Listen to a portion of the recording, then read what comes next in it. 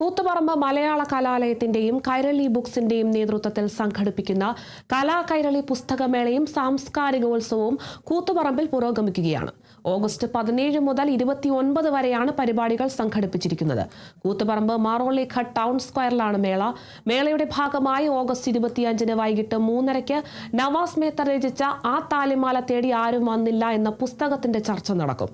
Retired SP Prince Abraham, Kannur vision executive director MR Rajeesh, മാധ്യമപ്രവർത്തകൻ ഉമേഷ് പായം, അന്വയ രാജേന്ദ്രൻ, ഗ്രന്ഥകാരൻ നവാസ് മേത്തർ എന്നിവർ ചർച്ചയിൽ പങ്കെടുക്കും. കണ്ണൂരിലെ സംഘർഷകാലത്ത് കൂത്തുപറമ്പ് SI ആയിരുന്ന പ്രിൻസ് എബ്രഹാമിന്റെ ഔദ്യോഗിക ജീവിതത്തിലെ അനുഭവങ്ങളും പുസ്തകത്തിൽ പ്രതിപാദിക്കുന്നുണ്ട്. സ്വന്തം ചോരക്കുഞ്ഞിനെ കൂത്തുപറമ്പ് സർക്കാർ ആശുപത്രിയിൽ നഷ്ടപ്പെട്ടതിന്റെ വേദനയുൾപ്പെടെ ജീവിതത്തിലെ ചില അനുഭവങ്ങൾ പുസ്തകത്തിൽ ഇടം പിടിച്ചിട്ടുണ്ട്. കൂത്തുപറമ്പിന്റെ ചരിത്രവും സംഘർഷകാല ഓർമ്മകളും വ്യക്തിജീവിതത്തിലെ അനുഭവങ്ങളും ചർച്ചയാകുന്ന വേദിയാകും കലാകൈരളി പുസ്തകമേള.